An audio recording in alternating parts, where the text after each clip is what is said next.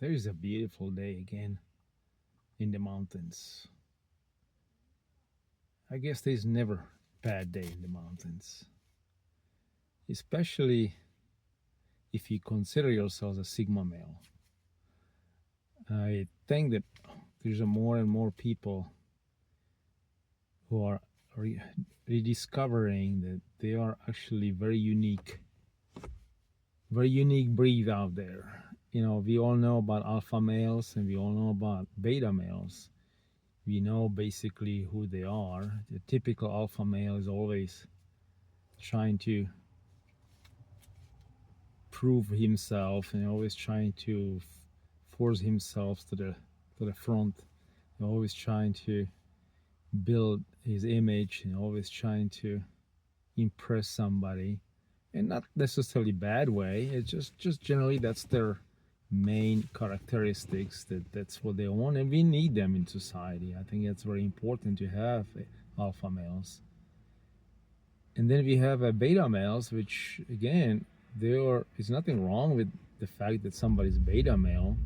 We need those people who build things which somebody else created, somebody else, you know, come up with the solution, somebody else figure out what to do and how to do it. We need somebody who actually goes and working on it, and it's dependable, and it constantly, we can depend on the person. He's gonna show up Monday to Friday, and he always gonna be there and always gonna support the system. We need those people as well. But there's a one more breed which is very unique and very unpredictable and very specific, which is hard to sometimes understand. And if you are Sigma male, which I believe I am, and I met more and more, I'm meeting more and more people who are, I feel like they're Sigma males. They are very, at the beginning, they're very confused because it's very hard to fit into society. On one side, we want to be part of society. On one side, we want to help society to improve. But on the other hand, the second we feel like we have to be somewhere, and the second we feel like we are on schedule, or somebody expects us to be somewhere, we immediately want to get ourselves out of there. We just don't like to be. Uh, we don't want to be like the beta males, where we want to just have somebody to be depend on us. And same time, we don't want to be like the alpha males, where we have to just keep pushing somewhere. We have to be in front, and everybody has to know about us, and we have to be posting everything, and we have to just tell everybody what needs to be done. And we don't like that. We generally, when the crisis comes, yes, we are like more like a crisis leaders, where if the society is functioning normally, we don't even want to be part of it. We just want to be away from everybody. We want to be somewhere in the mountains and living our own lifestyle. But when the crisis hits, that's when society depends on people like us, who are completely independent, people who learn through their time during the years of struggle how to handle harsh conditions, how to handle situations which are not normal, which are unpredictable. And so I think that those those individuals are the most useful in the hard time. But 90% of time, if the society works normally and functions, everything is under control. There is no any big uprising. The electricity is on, internet is on, gas is, tanks are full of gas, everything is fine. Majority Sigma males are almost like invisible. Nobody even knows they are out there.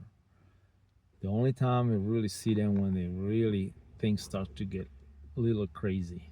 That's when you start to see the true Sigma male. And so I like to do some more. I like to do some more videos about what Sigma males lifestyle is truly like, because there's a lot of. I feel like there's more and more people involved and interested in this lifestyle and see who they are. And I think that's something what I can probably share with other people and help them to understand why, who they are, and why they feel a certain way. And so just today, I'm just gonna do a little introduction.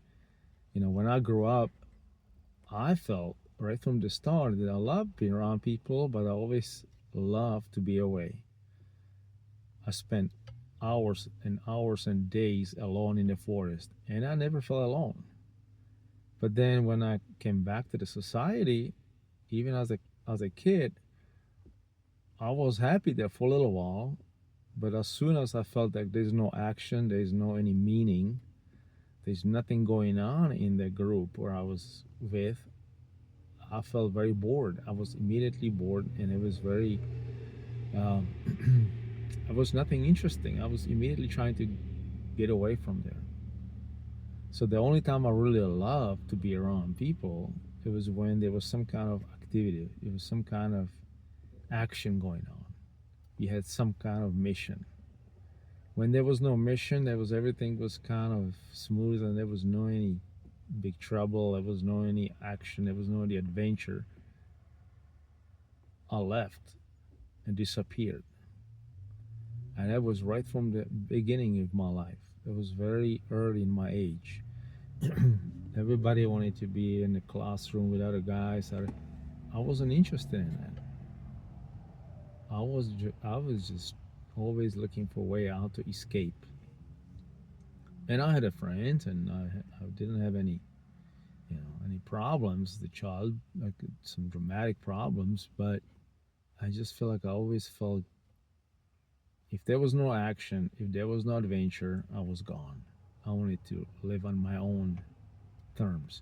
Later on, whenever I started to establish myself, I always felt like the second, no matter what job I did, no matter what business I was involved, whatever business I built, I liked it while I was building it. I liked it when I was establishing myself there. But as soon as everything was smooth and I was established there, the business was kind of built, I immediately started to feel like I don't want to be there, because it was just expected from me that I have to run it, I have to be there, I have to show up. And so I didn't understand why I wanted to build a business. I enjoyed the process of building it, but then I didn't want to be there because I knew I have to be there. I have to show up, I have to run it. And the job was the same way. As soon as I established my name there and I started to, build my cash flow and I save some money, I just didn't want to be there.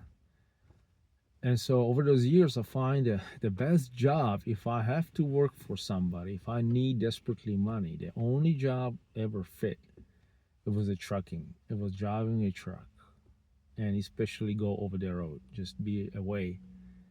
So I disappeared for a week or two and came back, have the money.